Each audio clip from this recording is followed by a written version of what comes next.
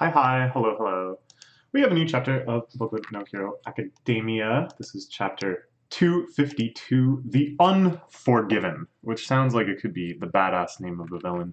But I think here is actually referring to the number one hero in the world, Endeavor, and the deep, deep rift that remains between him and his son, Natsu. I don't know why I said Yatsu. I got a little distracted looking at this first page. So Endeavor has finally leapt into the action after the kids kind of got ahead of him, grabbing both Bakugao and Natsu. Natsu complaining that it's hot, and Bakugo complaining that it stinks like an old man. Imagine getting double whammied so quickly that it seems like you're hurting your son with whom you're so desperate to reconnect and be forgiven by. That your latent heat powers that have been the source of so much conflict as you tried to breed the perfect quirk, still causing him pain even in the situation where you're trying to save him. You're dealing with all of that. You're wrestling with all of that with a solid 80% of your brain. And then cutting through all of that and more. This bratty kid tells you stink like an old man. Jeez. Okay. How is Endeavor going to deal with this? So, Bakugao swiftly removes himself from the embrace. Todoroki, of course, has already taken care of the situation. And Deku, in an extremely confident move, utilized his black ropes to save everyone. Everyone! He did the most heroics of them all, really. And this was like a major, major step forward for him. And I hope it doesn't get totally lost in the emotional shuffle of the significance of all of this in Endeavor's life. But yeah, he did good. About the unnamed nobody student. Fine citizens of the car, all safe. This is a total win for us. I like that. He kind of flexes here for a second. Go again, number one. Our big assignment for this winter is something about beating a villain faster than you just once. And Bakugo, I think, says this so provocatively because he expects like an argument. Never does not give it to him. Great work there. He just admits it. This is not at all where his headspace is. And I stumbled you stepped in quick to pick up the slack. Yeah. So Natsu or Natsuo. Maybe Natsuo is his former name, and people just call him Natsu as a friendly nickname. I'm sorry in that moment I couldn't help but think about how if I saved you, then going forward, you might feel like you couldn't stand up to me. Interesting. So he hesitated not because he was in conflict about whether or not he should save his son. Of course not. He on some level, no matter how shitty of a dad he was, he does love his children. And it wasn't even that he was worried that Natsuo would resent him for it, or that Natsuo... It wasn't like the bad memories of that. It was that he didn't want to take away Natsu's ability to stand up to him. He thought that Natsuo... Yeah. Oh, that's actually... Okay. That's actually very interesting. This is a reading, an emotional kind of reading that I hadn't anticipated in this situation, that Endeavor really respects and wants to honor the fact that he screwed up, that Natsuo is mad at him for a justified reason.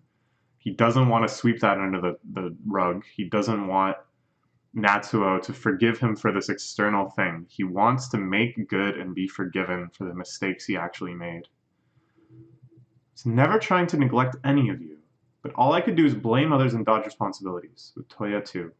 I might as well have killed him myself.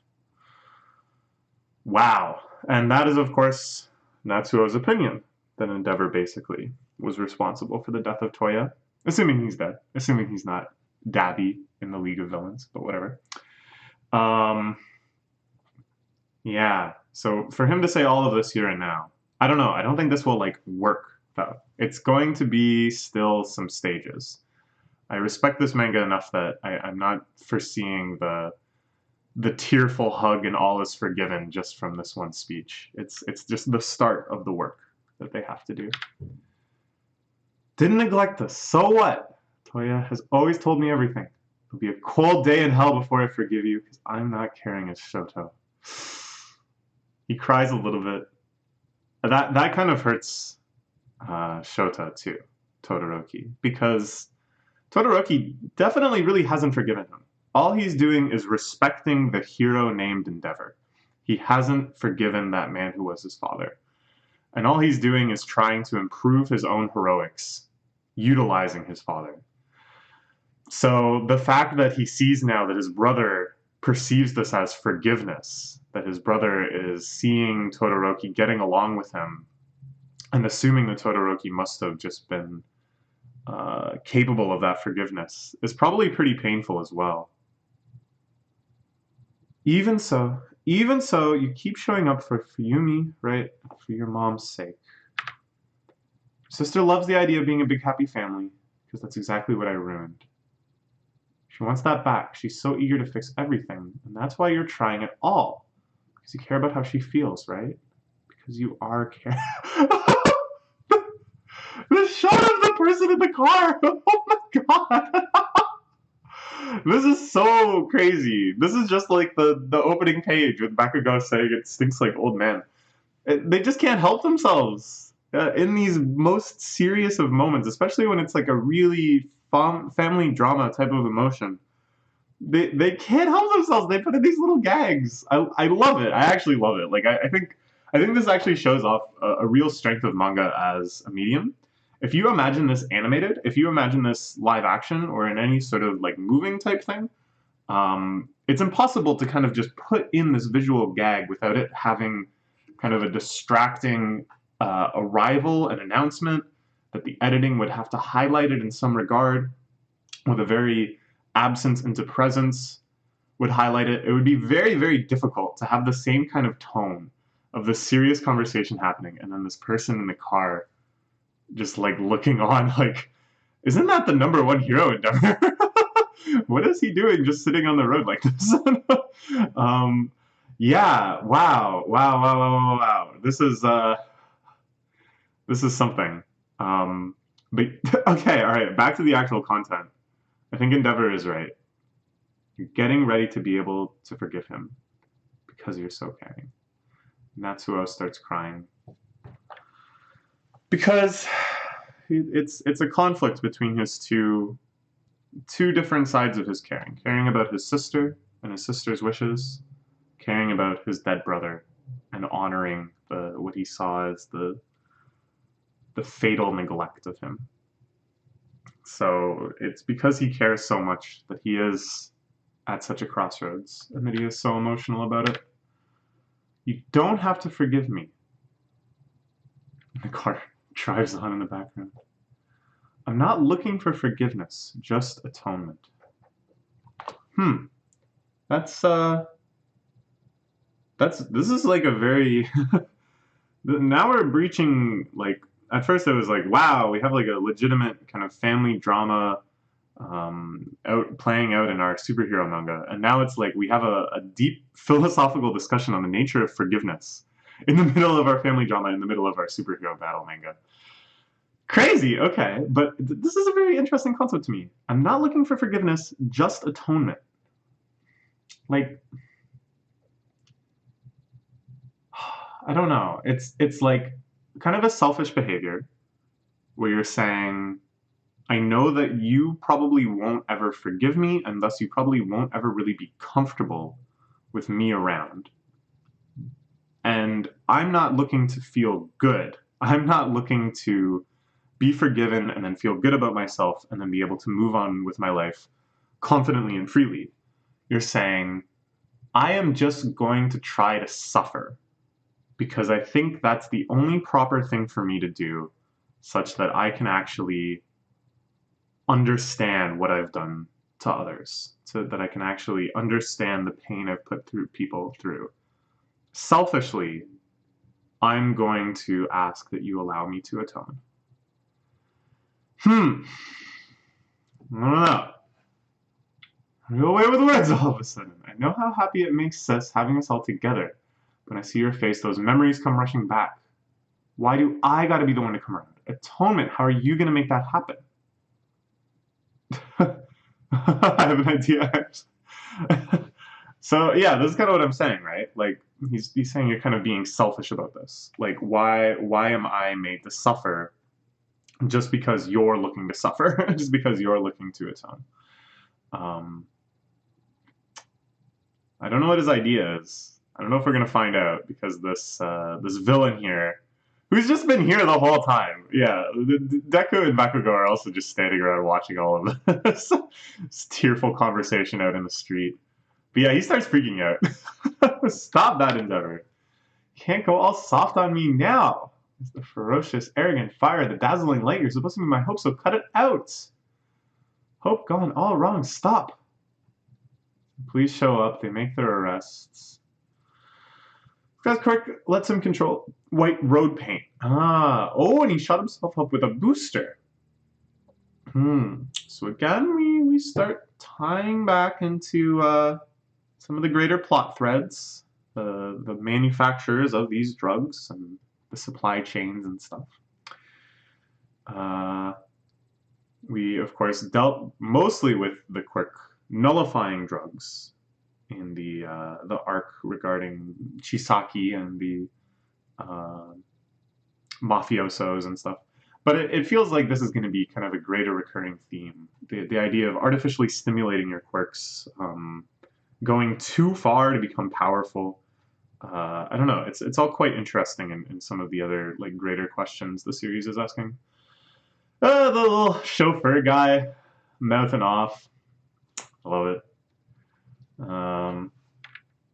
But yeah, the whole thing with the paint guy, even though this is just sort of a villain to be thrown in there, has a weird power, shows up for a few chapters, is defeated, just moving the plot along.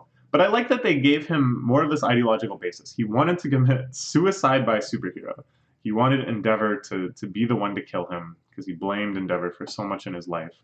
And then to see Endeavor go all soft on him. It adds another little dynamic. Like it reminds us what the old Endeavor used to be, what the public image of Endeavor perhaps still is.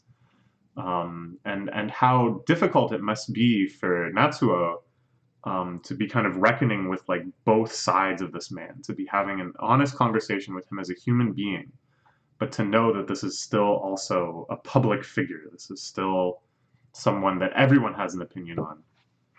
Just makes things a little more complex. The light's not going anywhere either. And he looks to the next generation. Ooh, Bakugo picked a hero name. Ooh. Last one I'm telling, so buzz off and die. There's someone else I gotta tell first.